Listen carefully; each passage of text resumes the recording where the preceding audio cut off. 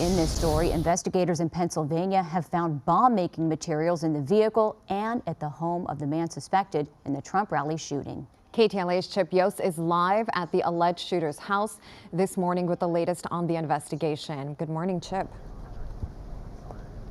Yeah, good morning. We're here in Bethel Park, Pennsylvania. We are just around the corner from where that suspect lived, but if you look down here, you can see they're not letting anyone close to his home. He actually, if you look down that area there, that's about as close, that his home is right around the corner to the right of where you see all these officers set up right there, so they're not letting any of the media super close. You see an FBI agent right there walking out. One of the reasons the FBI is involved, not only they're the lead agency, but as you just talked about, they have found some bomb-making materials both at the home here and in the car that he apparently drove to that rally yesterday. Let's show you some video from the rally, get you up to speed to what happened. Yesterday, Donald Trump was giving a speech at a rally.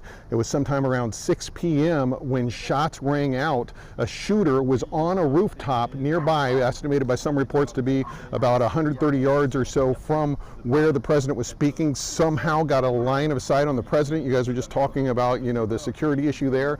And the bullet, former President Trump said he heard whiz by his ear. He was seen with blood on his face. He said his ear got nicked and his ear got hit and he got some blood on his face. But before he left, everyone saw him pump his fists and he apparently said, "Fight, fight, fight." And he appears to be doing okay. Here's some other video of him landing in New Jersey after he was treated at a hospital, looked at a hospital last night. He landed in New Jersey last night, so he seems to be doing okay, thankfully. As for the suspect, the man who they believe shot him, his name is Thomas Crooks. He's 20 years old, grew up here in Bethel Park, which is about 40 miles south of Butler, where that shooting happened. A little bit ago, I talked to one young man who knew him from high school. Here's a little of what he had to say.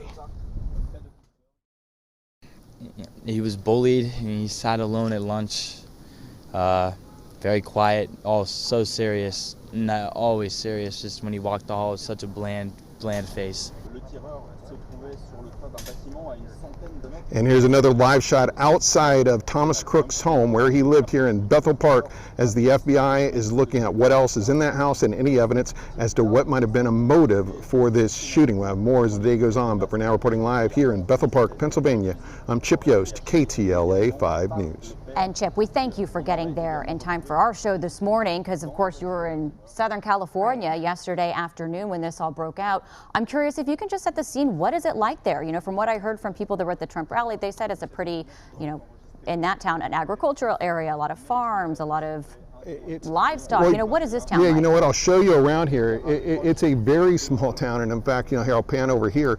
You can see all the media set up here. It's a very small roads, kind of rural, you know, kind of looks like a kind of really rural, small town type of feel.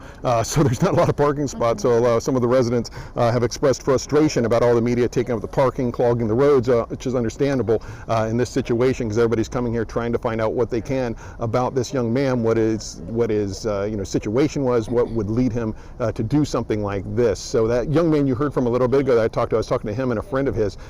He didn't know him really well. He was a year ahead of him in high school. He just knew of him. You heard what he said about him as far as his, you know, impression of him. But he's asking around to some of his other friends because what he knows, he didn't have a lot of people super close to him, according to that young man we spoke to. So just a small town, and obviously not, you know, used to this onslaught of media, given the situation that happened yesterday. Here's some more pictures you can see of the neighborhood here. Okay. All right, Chip. Well, thank you so much for being out there for us, and we'll continue to follow this.